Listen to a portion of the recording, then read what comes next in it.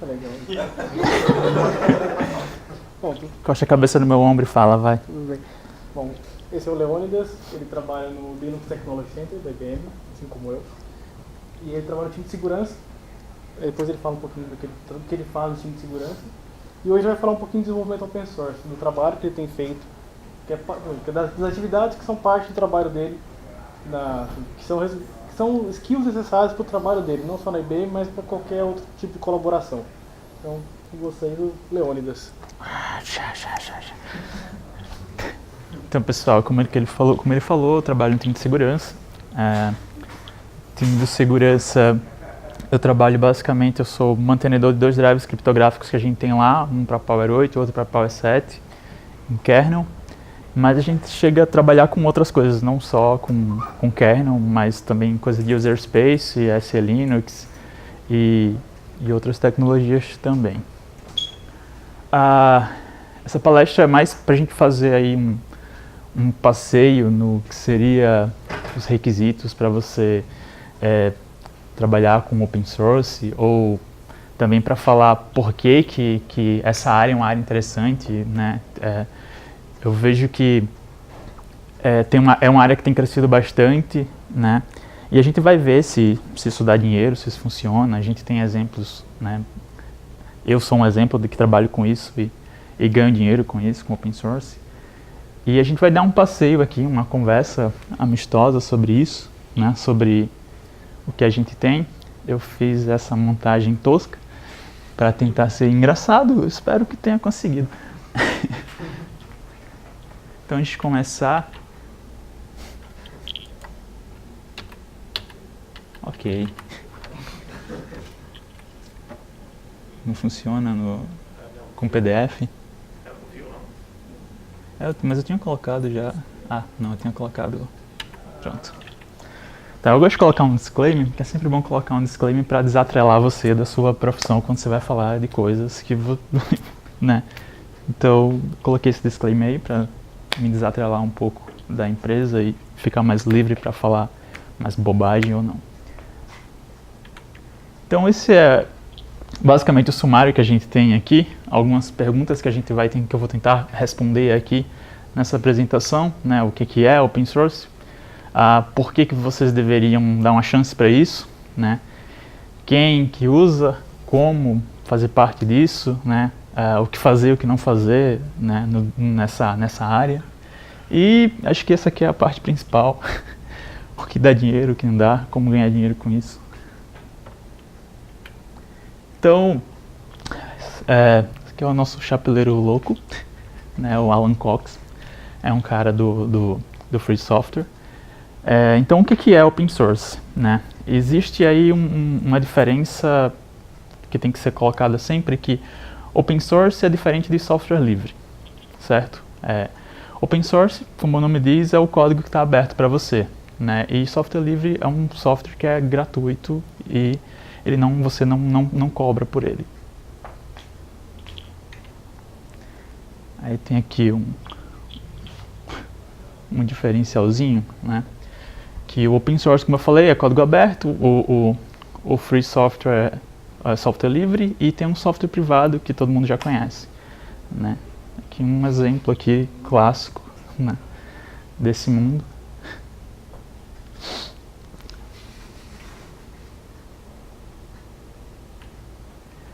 Por que as pessoas deveriam dar um foco no open source e no desenvolvimento open source? Bem ruimzinho. Pelo seguinte, eu acredito que conhecimento ele tem que ser livre. Eu acredito que conhecimento ele tem que ser gratuito. Eu acredito que todo mundo tem que ter acesso ao conhecimento, independente de qualquer outra coisa. E o software livre, o open source, mais precisamente, por ter o software, pelo software ser aberto, pelo código ser aberto, você tem a possibilidade de olhar como aquele código foi desenvolvido, você tem a oportunidade de aprender sobre aquele código, você tem a oportunidade de meter a mão lá e modificar para você. Você tem muito mais oportunidade do que com software proprietário, que você fica sujeito a uma licença e você tem que entrar em contato com suporte e para fazer qualquer outra coisa. Então, como eu falei, né? Tipo, Na área da gente, é interessante que a gente tenha o máximo de recursos possíveis, né, para aprender, para se desenvolver, né, principalmente quem quer trabalhar com software. Mas não só isso também, tipo, fazendo uma analogia aqui, imagine que para você ser pesquisador, você tivesse que pagar sempre para ter acesso a alguma coisa. Eu sei que existe alguns bancos que você tem que pagar para fazer acesso ao arquivo e tal, mas imagine o quão mais interessante seria se todo mundo tivesse acesso a artigo, a conhecimento, né? E o open source é isso. Você tem acesso ao código, você pode modificar, você pode aprender mais sobre como ele funciona. O meu Linux está bugando aqui, eu vou tentar ver como resolver esse problema, e você vai lá, descobre, aprende. É muito mais dinâmico a relação que você tem com open source do que com outro software, um software privado, por exemplo. Aí aqui eu coloquei uma imagem que não dá pra ver nada, que é basicamente, tipo, isso que eu acabei de falar. Você quer aprender como um código um código no Linux funciona, você vai lá, você abre o código, você dá uma fuçada, você vê como ele funciona, você aprende até mais sobre a linguagem, no caso aqui é C, você pode aprender muito mais sobre outras coisas, sabe? Então, essa liberdade que você tem uma liberdade de aprendizado, e eu acho que é essencial na área da computação, nessa área que a gente está, a gente ser curioso bastante para poder pegar um código e abrir, fuçar e aprender, né? Tentar ver como ele funciona, tipo, descobrir por que ele funciona assim, por que ele não funciona quando ele está bugado, né? E o open source, ele nos propicia isso.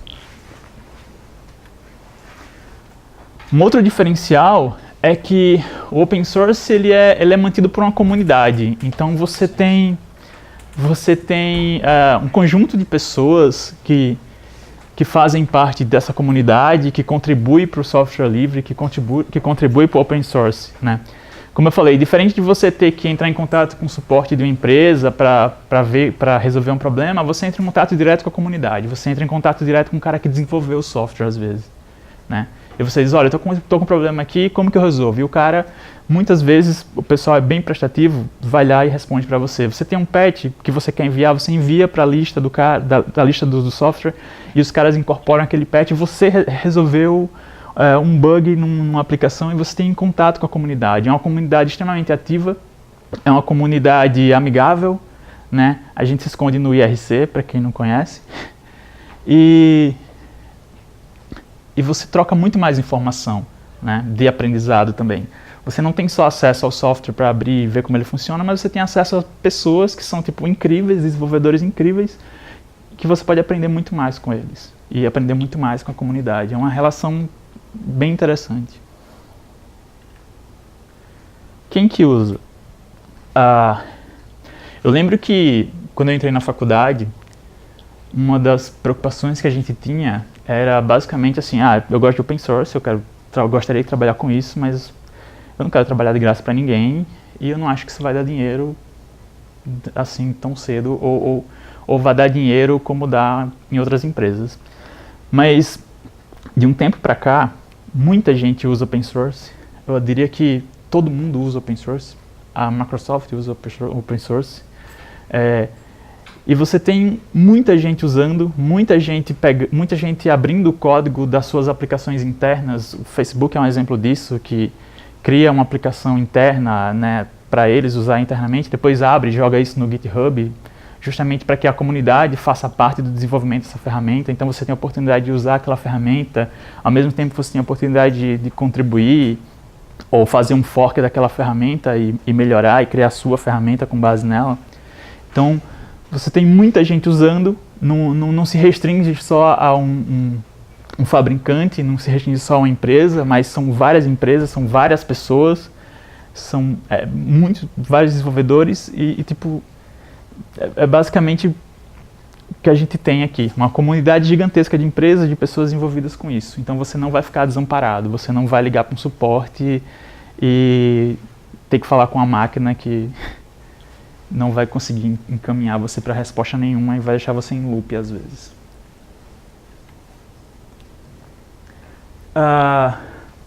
Como entrar nesse mundo, né? Como que a gente entra no mundo open source? basicamente, como eu falei, existem vários canais, existem as comunidades, existem os softwares e o meio mais interessante de você entrar para o mundo open source, de você começar a contribuir ou você tentar ter um contato com isso é usando algum software, né, livre, um Linux da vida. E de preferência um que você tenha contato sempre. Por exemplo, eu usava muito o Rhythmbox, né, que é um player de música do GNOME.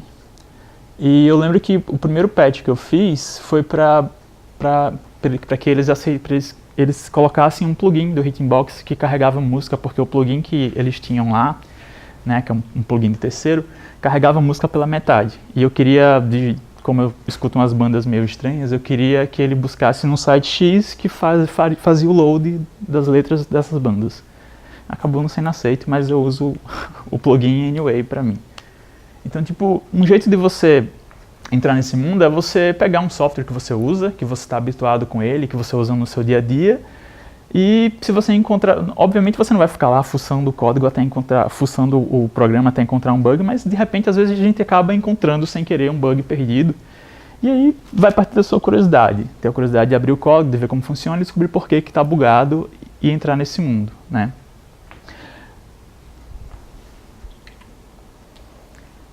Como que funciona dentro das comunidades open source?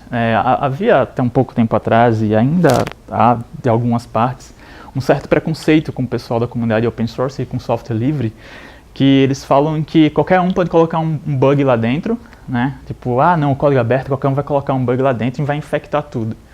E isso não existe, né? Um exemplo aqui que eu trouxe, o maior open source, o maior software livre que a gente conhece, de código aberto, o Linux, por exemplo, você vê que para você contribuir com Linux, você tem que passar por toda essa hierarquia aqui. Você é um desenvolvedor, ou você reporta para uma comunidade que vai ter um desenvolvedor que vai resolver o bug que você reportou. Depois você reporta para um mantenedor do drive ou de um subsistema, e ele sobe para o mantenedor do subsistema que vai subir para o Linux, e, sabe? Você tem toda uma hierarquia para ser obedecida. Tipo, quando você manda um patch, ele é revisado e ele passa por várias camadas até chegar realmente no Linux. E assim são todas as comunidades open source, né? Obviamente nem todas tem vários maintainers. Por exemplo, eu tenho alguns projetos no GitHub. Se alguém quiser colaborar, vai lá e manda uma mensagem no GitHub, ou manda uma mensagem no meu e-mail, daí eu vou lá e incorporo o patch ou não, etc. Então, tipo, você tem sempre alguém que é responsável por aquilo. Você não tem ninguém vai colocar um bug lá dentro e o bug vai existir eternamente e ninguém vai ver esse bug. Não é assim que as coisas funcionam. Existe toda uma parte séria.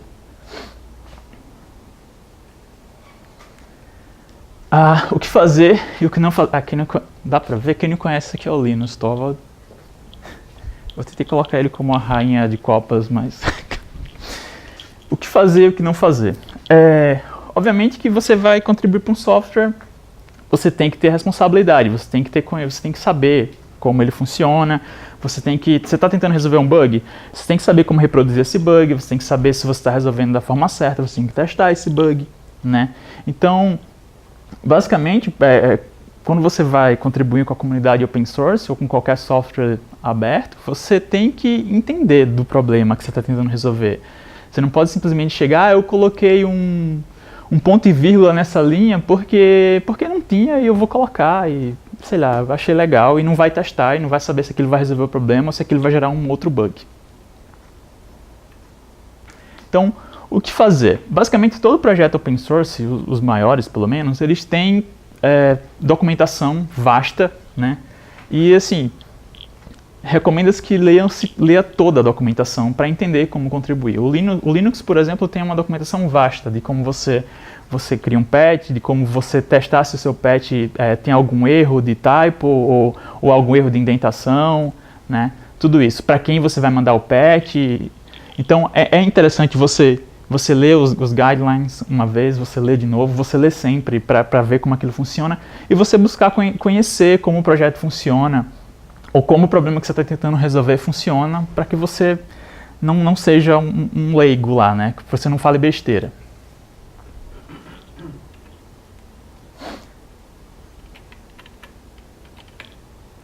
Os meios de comunicação.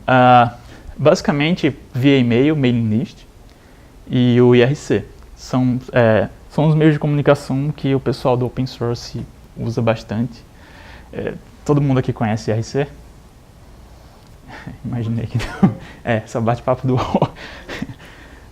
IRC é uma ferramenta bem antiga, né, que tipo bombou muito tempo atrás. Era tipo, bombou antes do MSN, né? O MSN apareceu, aí o IRC, os servidores de IRC morreram.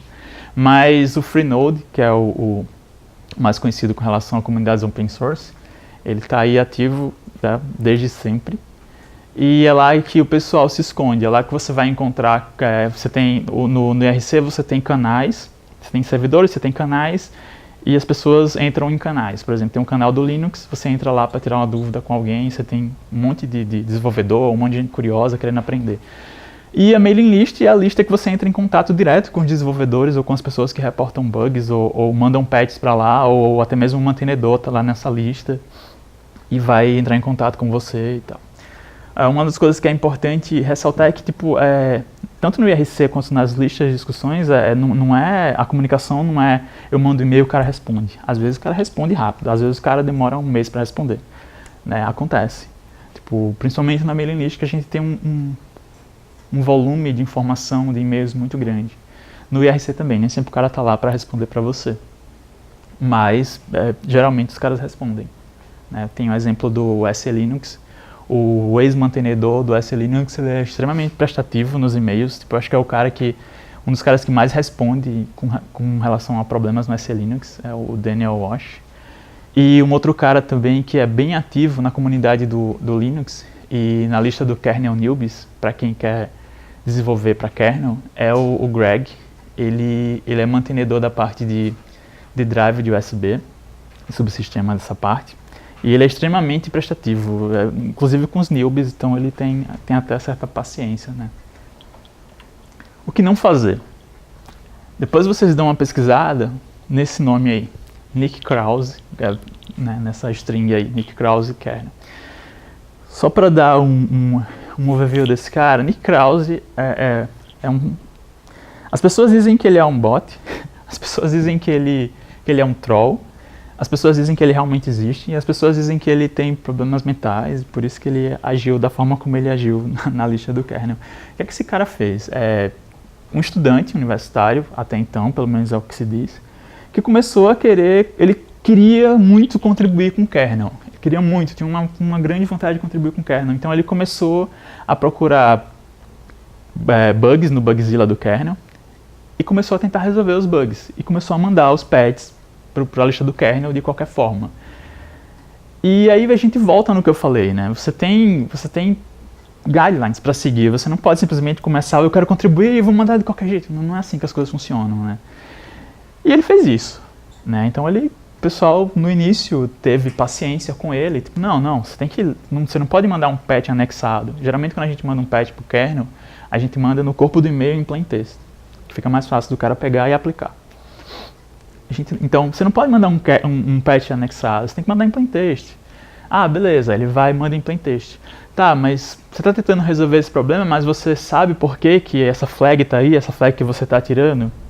E o cara meio que não sabia, então ele estava tentando resolver um problema que existia, mas ele estava tentando resolver de qualquer jeito, né? E ele estava causando mais um problema, na verdade. Então, esse cara, Nick Krause, se vocês forem pesquisar depois, ele causou um barulho enorme na comunidade do kernel, enorme. Inclusive, um dos mantenedores, provavelmente num dia de sono, o Matthew Garrett, ele acabou, sem querer, aceitando um patch desse cara, que caiu no kernel. E aí era um patch que causava um bug, né? Tipo, então os caras ficaram desesperados, né? Tipo, muita gente ficou revoltada. Ele foi o primeiro cara que conseguiu a façanha de ser bloqueado na lista do kernel. Ele conseguiu essa façanha, ele foi bloqueado. E até pouco tempo atrás ele continuava mandando e-mail para kernel newbies pedindo desculpa e querendo que as pessoas ajudassem ele a colaborar com o kernel, porque ele queria muito colaborar, mas ele não escuta nada que ninguém fala. Então, as pessoas dizem que ele é autista, mas ninguém sabe se ele é autista, se ele é um troll, é um mistério até hoje. Então, assim, não façam isso, né? tenham uma força de vontade de querer contribuir, mas leiam antes para ver como funcionam, né? Você não vai responder uma prova do professor sem ler, né, o que você tem os guidelines lá da prova, né? Você não vai responder uma questão sem ler a questão. Então, leia tudo.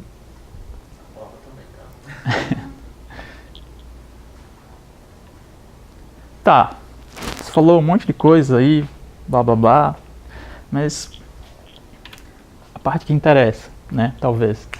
Mas isso dá dinheiro, né? Open source dá dinheiro, além de você trabalhar para uma empresa privada. Existem muitas boas empresas que trabalham com open source, que ganham dinheiro com isso. A Intel, a Red Hat, a SUSE, a IBM, a Collabora, Linaro, Facebook, Google, né? Eles usam open source e algumas delas produtizam open source, outras delas têm um produto open source ou dão suporte ou como eu falo, consultoria em open source, por exemplo, sei lá, alguém quer mudar, quer parar de pagar a licença da Microsoft e quer usar software livre. Então a empresa vai lá e cria todo um projeto para essa empresa migrar tudo para open source. E assim ela consegue fazer uma consultoria, fazer a empresa migrar usando open source, né, que tem os benefícios da comunidade estando lá bem ativa. E ele ganha dinheiro com isso. Tá, mais blá blá blá, mas qual que é a fórmula mágica, né? Como eu falei, antigamente a gente tinha essa preocupação de se isso daria dinheiro e como ganhar dinheiro com isso. Tá, eu faço um software livre, mas aí eu coloco o software lá e eu vou vender, eu posso vender isso? Sim, você pode vender.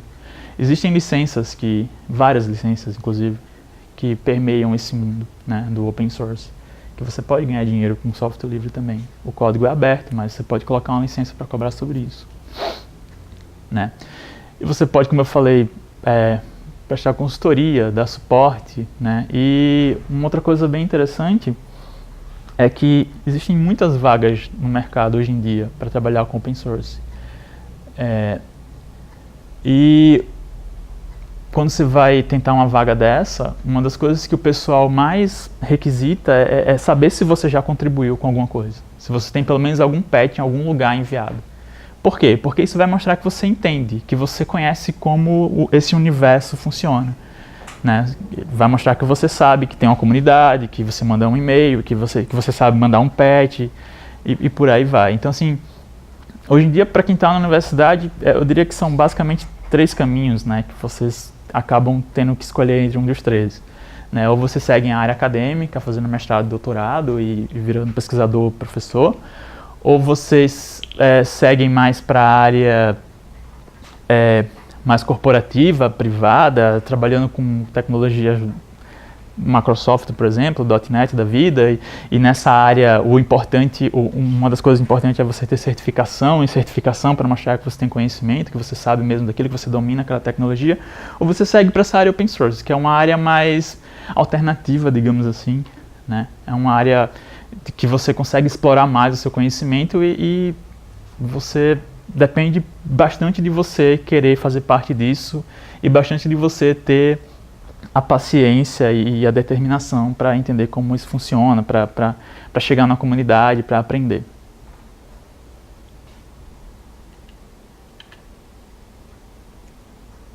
Acho que está todo mundo acordado. Era basicamente isso que eu tinha para falar, não tinha muita coisa mesmo. Então, assim, se vocês tiverem alguma curiosidade com relação, por exemplo, ao meu trabalho com open source ou qualquer outra coisa, tipo, façam as suas perguntas agora. Fáceis, por favor. Dá um exemplo prático do seu trabalho. Só para dar uma... Tá. Eu trabalho como mantenedor de 2 drivers criptográficos, como eu falei, né? Eles estão lá em kernel space. Basicamente o que acontece, né? A gente trabalha com... são drivers que rodam em Power 7 e Power 8. E aí o que acontece? Alguém encontrou um bug, alguém reporta um bug, eu vou lá no bug e tento reproduzir o bug do meu lado e tento corrigir o bug. Vou lá, desço no código e tento corrigir. Às vezes alguém manda um patch corrigindo um bug. como esse drive, especificamente esse drive, ele não tem uma lista. Tipo, eu não tenho uma lista pro drive. O drive chama NX e VMX. Eu não tenho uma lista para ele. Como ele não tem uma lista, ele fica atrelado lá no maintainers do kernel, ele fica atrelado à lista do Linux Crypto, que é a lista do subsistema de criptografia do kernel. Então, quando alguém manda um patch, alguém manda direto para essa lista, e geralmente quem responde é o mantenedor, que é o Herbert Shu. Ele responde, eu não preciso nem responder nada, eu sou copiado mais para ver o que está acontecendo lá. Então, mas geralmente você, em alguns casos você tem, por exemplo, acho que tinha um outro projeto que eu trabalhei, que era um drive para TPM, que é um dispositivo de segurança das máquinas, que você tinha uma lista do TPM, então as pessoas mandavam o patch primeiro para o TPM e depois você subia lá para o subsistema. Você acha que aquele